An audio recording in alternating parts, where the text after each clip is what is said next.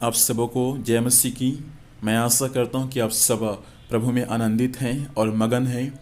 आइए मेरे प्रियो, आज की सुबह फिर से हम परमेश्वर के वचन को सीखेंगे, जैसा हर दिन हम सीखते हुए आ रहे हैं। मेरे साथ में आप लोग पढ़ेंगे उत्पत्ति की पुस्तक, उसका 8 अध्याय, उसका 4 पद और 5 पद। यहाँ ऐसा लिखा है, 7वें महीने के 17वें दिन को जहाज अरारत नामक पहाड़ पर टिक गया और जल 10वें महीने तक घटता चला गया, और 10वें महीने के पहले दिन को पहाड़ों की चोटियां दिखाई दी।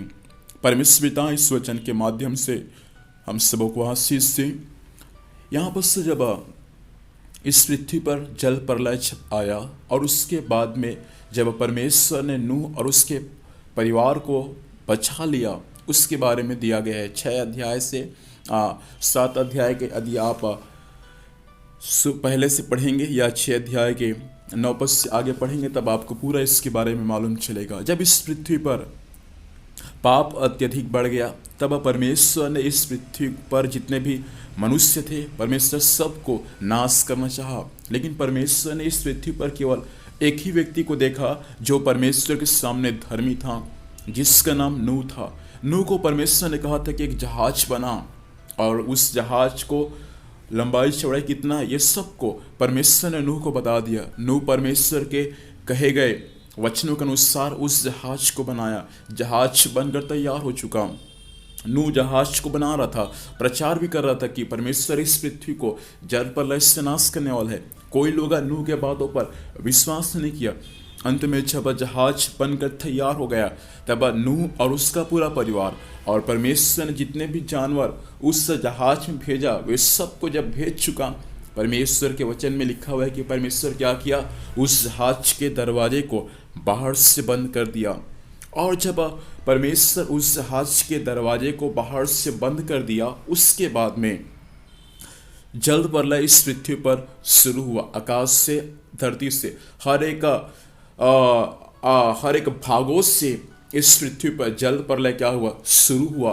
और जल प्रलय इतना बढ़ गया कि इस पृथ्वी पर जितने मनुष्य थे, जितने जानवर थे, वे सब क्या हो गए, मर मिट गए, सब के सब नाश हो गए।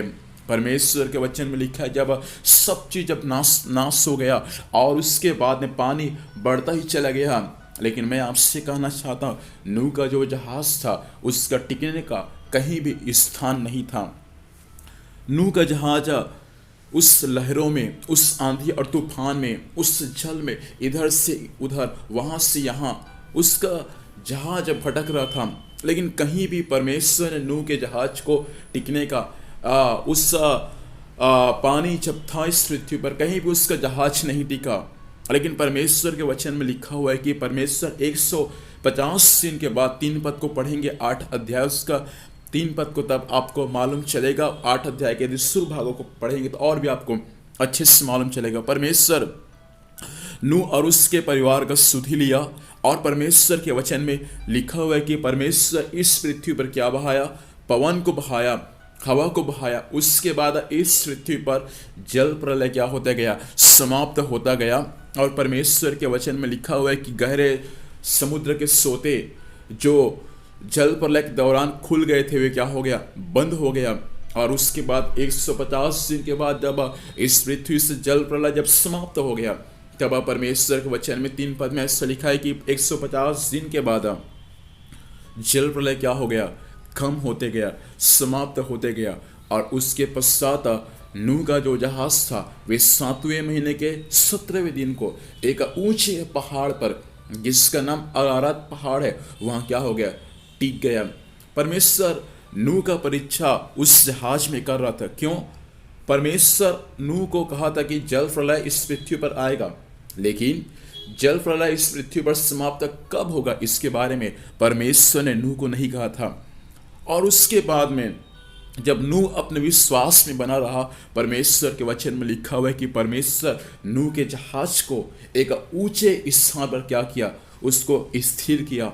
मैं आपसे कहना चाहता हूँ, समस्याओं के मध्य में, आंधी और तूफान के मध्य में, लहरों के मध्य में, आप यदि अपने विश्वास में विश्वास योग्य रहेंगे, परमेश्वर आपके भी जीवन रूपी नैया को एक ऊंचे स्थान पर क्या करेगा, परमेश्वर नियुक्त करेगा। मैं आपसे कहना चाहता हूँ, आपके सेवकाई में आंधी और तूफान के समान लहरें आएंगे, बहुत सारे समस्या आएंगे, कहीं भी टिकने के स्थान आपको नहीं रहेगा। आपकी सेवकाई यहाँ से वहाँ, वहाँ से वहाँ होता होगा, लेकिन परमेश्वर का वचन और परमेश्वर की आत्मा भाई बहन आपसे कहना चाहता है, परमेश्वर आपके लिए भी एक अरारत नामक पहाड़ को रखा है, जहाँ परमेश्वर आपके उस जहाज रूपी कलीसिया को क्या करेगा, परमेश्वर स्थिर करेगा। आप यदि विश्वास में, यदि आप विश्वास योग्य रहकर परमेश्वर पर आशा लगाएंगे तो सचमुच परमेश्वर आपके लिए भी कुछ ऐसा काम को स्वर्ग से प्रकट करेगा। जिस परमेश्वर ने नूह के जीवन में स्वर्ग से अपनी अद्भुत महिमा को प्रकट किया और एक ऊंचे स्थान पर परमेश्वर ने नूह के जहाज को स्थिर किया, वही परमेश्वर आपका भी परमेश्वर है। आपके जीवन को, आपके परिवार को भी परमेश्वर ऐसे ऊंचे स्थान में स्थिर करेगा। मैं आपसे कहना चाहता हूँ, परमेश्वर का समय का इंतजार करें। आप और मैं प्रतीक्षा करने वाले हो जाए। परमेश्वर आपके लिए भी, मेरे लिए भी एक अरारत नामक पहाड़ को रखा है, जहाँ परमेश्वर हमको स्थिर करेगा। शर्त है कि आप और मैं परमेश्वर पर आशा लगा के रहने वाले हो जाए। आइए आंखों को बंद करें, हम प्रार्थना करें। सर्वशक्तिमान परमेश्वर पिता, वचन के अनुसार स्वामी आपने बात किया, हम आपको धन्यवाद देते हैं। वचन के अनुसार चलने के मालिक हम हर एक की सहायता कर। ये वचन परमेश्वर पिता सुनने वाले हर एक भाइयों के जीवन में, बहनों के जीवन में स्वामी अधिकाई के साथ हम आशीष का कारण ठहरने के लिए सहायता कर। आज के दिन भर संभाल, स्वर्गीय सुरक्षा दे प्रभु, जाने आने में सहायता कर। जो भी कुछ कार्य करते हैं कार्य यीशु मसीह के नाम से सफल होने पाए। प्रार्थना सुना, धन्यवाद। यीशु मसीह के नाम से पिता आशीष मांगते हैं, आमीन। आप सबों को जय मसीह की। प्रभु हम सबों को आशीष से। Press Lord.